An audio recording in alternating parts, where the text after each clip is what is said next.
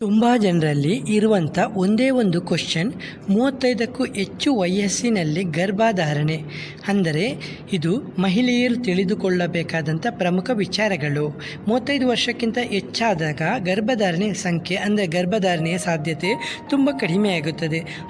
35 ವರ್ಷಕ್ಕಿಂತ ಮೇಲ್ಪಟ್ಟ ಮಹಿಳೆಯರಿಗೆ ಗರ್ಭಧಾರಣೆ ಯೋಜನೆ ಸಂಪೂರ್ಣ ಮಾರ್ಗದರ್ಶಿ. ಅಂದರೆ ಮಹಿಳೆಯರೇ, ಗರ್ಭಧಾರಣೆಗೆ ನೀವು ಯೋಚಿಸುತ್ತಿದ್ದೀರಾ?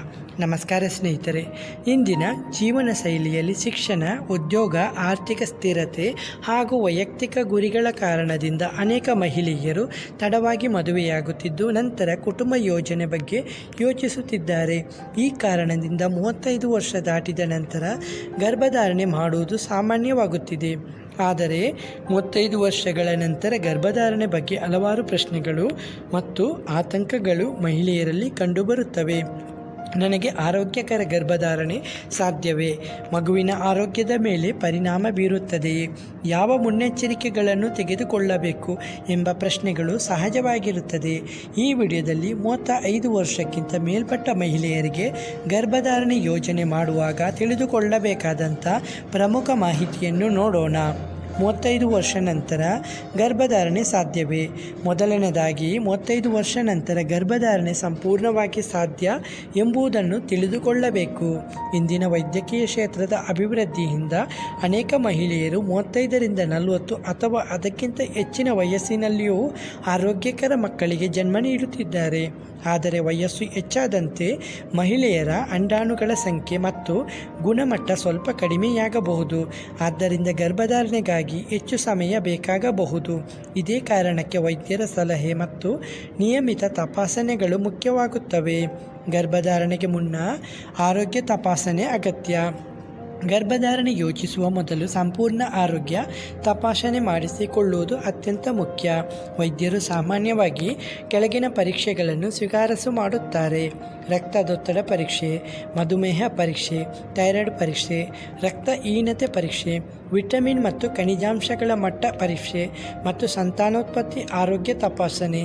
ಈ ಪರೀಕ್ಷೆಗಳ ಮೂಲಕ ಆರೋಗ್ಯ ಸಮಸ್ಯೆಗಳನ್ನು ಮೊದಲೇ ಗುರುತಿಸಿ ಚಿಕಿತ್ಸೆಯನ್ನು ಪಡೆಯಬಹುದು. ಫೋಲಿಕ್ ಆ್ಯಸಿಡ್ನ ಮಹತ್ವ.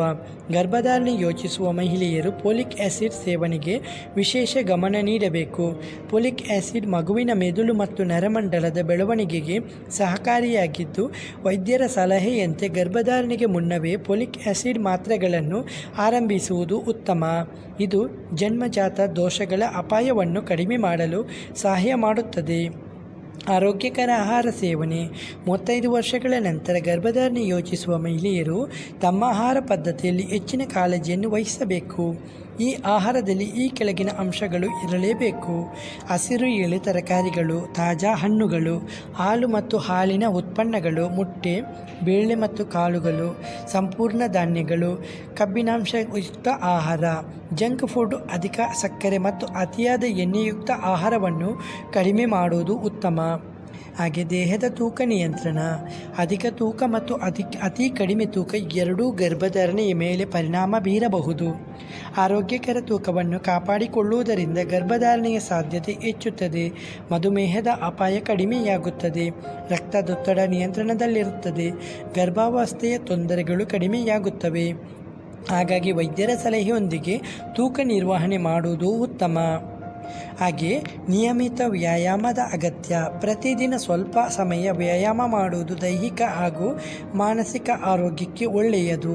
ಈ ಕೆಳಗಿನ ಚಟುವಟಿಕೆಗಳು ಸಹಾಯಕ: ನಡೆಯುವುದು, ಯೋಗ, ಉಸಿರಾಟ ವ್ಯಾಯಾಮ, ಲಘು ಸ್ಟ್ರೆಚಿಂಗ್. ವ್ಯಾಯಾಮವು ರಕ್ತ ಸಂಚಾರ ಸುಧಾರಿಸಲು ಮತ್ತು ಒತ್ತಡ ಕಡಿಮೆ ಮಾಡಲು ಮತ್ತು ಗರ್ಭಧಾರಣೆಗೆ ದೇಹವನ್ನು ಸಿದ್ಧಗೊಳಿಸಲು ಸಹಾಯ ಮಾಡುತ್ತದೆ. ಹಾಗೆ ಒತ್ತಡ ನಿರ್ವಹಣೆ. ಮಾನಸಿಕ ಒತ್ತಡವು ಗರ್ಭಧಾರಣೆಯ ಮೇಲೂ ಪರಿಣಾಮ ಬೀರಬಹುದು.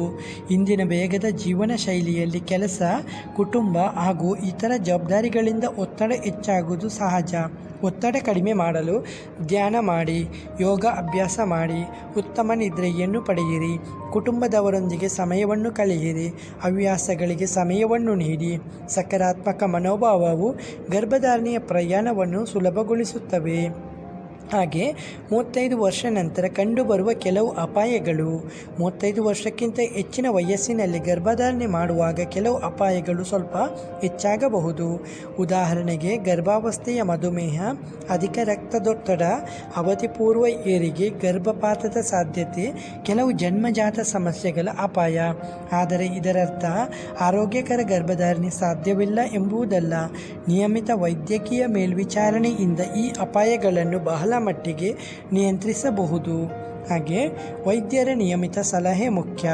ಗರ್ಭಧಾರಣೆ ಯೋಚನೆ ಆರಂಭವಾದ ಕ್ಷಣದಿಂದಲೇ ವೈದ್ಯರೊಂದಿಗೆ ಸಂಪರ್ಕದಲ್ಲಿರುವುದು ಬಹಳ ಮುಖ್ಯ.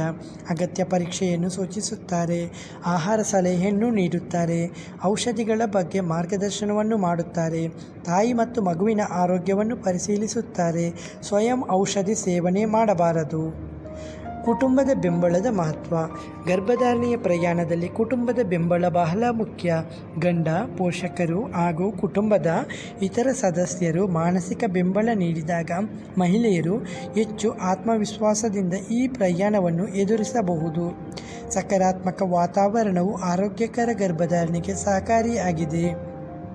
35 ವರ್ಷಕ್ಕಿಂತ ಮೇಲ್ಪಟ್ಟ ಮಹಿಳೆಯರಿಗೆ ಗರ್ಭಧಾರಣೆ ಸಂಪೂರ್ಣವಾಗಿ ಸಾಧ್ಯವಾಗಿದ್ದು, ಆದರೆ ಆರೋಗ್ಯಕರ ಜೀವನ ಶೈಲಿ, ಸರಿಯಾದ ಆಹಾರ, ನಿಯಮಿತ ವ್ಯಾಯಾಮ, ವೈದ್ಯಕೀಯ ಸಲಹೆ ಮತ್ತು ಮಾನಸಿಕ ಆರೋಗ್ಯದ ಕಡೆ ಗಮನ ನೀಡುವುದು ಅತ್ಯಗತ್ಯ.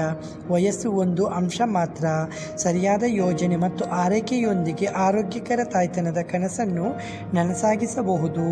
ಈ ಮಾಹಿತಿ ನಿಮಗೆ ಉಪಯುಕ್ತವಾಗಿದೆ ಎಂದು ಭಾವಿಸುತ್ತೇವೆ. ಇಂತಹ ಆರೋಗ್ಯ ಮತ್ತು ಕುಟುಂಬ ಕಲ್ಯಾಣಕ್ಕೆ ಸಂಬಂಧಿಸಿದ ಮಾಹಿತಿಗಾಗಿ ನಮ್ಮ ಚಾನಲನ್ನು ಸಬ್ಸ್ಕ್ರೈಬ್ ಮಾಡಿ, ವಿಡಿಯೋಗೆ ಲೈಕ್ ಮಾಡಿ ಮತ್ತು ನಿಮ್ಮ ಸ್ನೇಹಿತರು ಹಾಗೂ ಕುಟುಂಬದವರೊಂದಿಗೆ ಶೇರ್ ಮಾಡಿ. ಧನ್ಯವಾದಗಳು.